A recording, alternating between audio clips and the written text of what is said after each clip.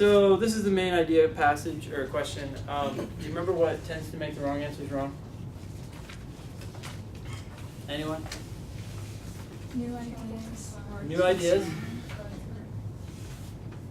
Too strong. Okay, that's, yeah, those are problems. In main point questions, typically the wrong answers are either too narrow, so that it's actually not like a new idea. It's like, oh yeah, that was said, but it's too narrow, or it's inaccurate. And so that would be a new idea, I guess. It would be like, I don't know, it's sometimes it's not even like a new idea. It's just like, it's so close, but it's like a little bit off. You're like, oh wait, no, that's not quite right. So, or they like to take words from the passage and they blend them together. So it's like, oh, that word came from this part of the passage, this word came from the other part of the passage, and now they're together in the same answer. Yay, they're correct. Don't be that kind of test taker. I just saw that word. Okay, so anyways, hey. Oh, by the way, did you predict the main point for this? Or did you say, let's take a look? Okay, so I don't want to throw out labels here, but it's kind of a little bit lazy. Don't worry, you're not alone. I bet, how many other people just looked? I was like, just look. Let's just see. Let's see what sounds good. It takes a little more mental effort to be like, what do I think the main point is? But it forces you to realize whether or not you understand the passage. And so if you can't articulate the main point before answering the main point question, it suggests you should probably scan back over the passage and think about like big picture, like where did we start and where did we go? It also suggests that maybe you weren't asking yourself like, what is this author, as you're going through the passage. Like a lot of times I'm like just stopping for a second, like, wait, who are you? What are you trying to do? Are you trying to sell me something? Or are you just telling me about some story, right? In any case, so any guess what your prediction would be now? For the main point? The main point. And I'm trying to remember what this passage is about.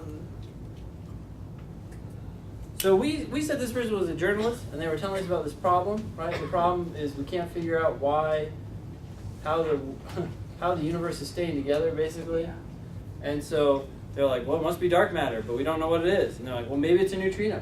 And they said, but the neutrinos only account for 20%. So it's like they posed a problem, they started to solve it, but they didn't quite finish, right? Basically, I thought the main point was that because they're able to somewhat, or to prove through scientific experimentation that neutrinos do have mass, they are dark matter, and that gives hope that we can find out more about what dark matter is.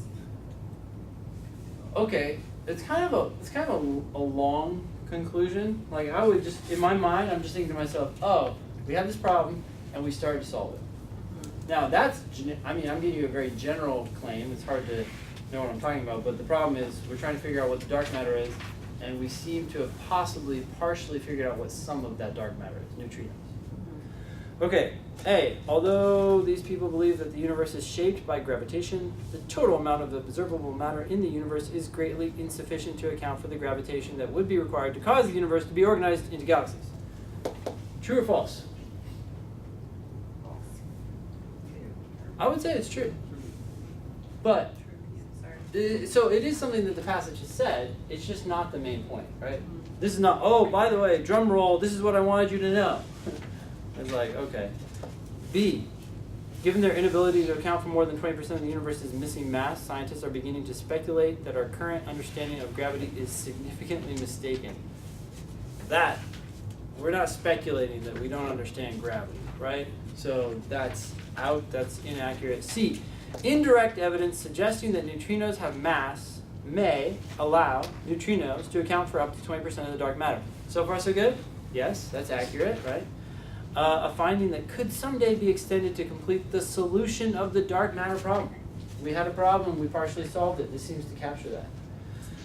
D, after much speculation, researchers discovered that neutrinos oscillate from one type into another as they travel through space, a phenomenon that proves that neutrinos have mass. At the very least, this is what? Too narrow, right? Does it prove that they have mass? Or just support? In the process, they are able to estimate the mass of a neutrino at whatever. I don't know, prove seems a little strong. So this might also be inaccurate, but at the very least, it's too narrow, right? Oh, by the way, they have mass. We need more than that, right? They have mass, and therefore they account for some of the solution to the problem. E, although it has been established that neutrinos have mass, such mass does not support the speculation that neutrinos constitute a portion. No, it does support. So this is the opposite. So the only thing that could work is C. What'd you pick? I picked D, and I think I was between C and D, and I ultimately I think I was like reading the second half of both of those sentences and ultimately crossed out C because I felt that complete was too strong. It does say could someday. Yeah, which kind of.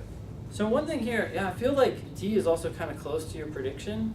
So I feel like your challenge began back as you were reading the passage. So as you're reading the passage, maybe you're not stopping and thinking about like, okay, what am I reading about now and how does that relate to where this person is trying to go?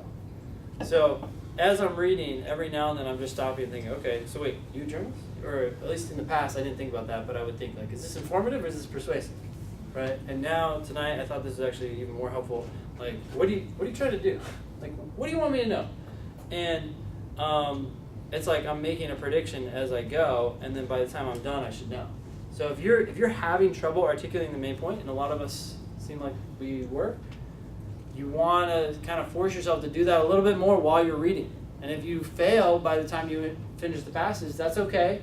Just fix the problem. The sooner you fix the problem, the more it's going to help you down the road. So sometimes when people get to the end of the passage, they're like, actually, I'm not really sure what the main point is. Well, stop and just scan back up. And as you scan back up, you'll remember things you read at the beginning, in the middle, at the end. And that can help you get the big picture and kind of be like, okay, so the main point is this.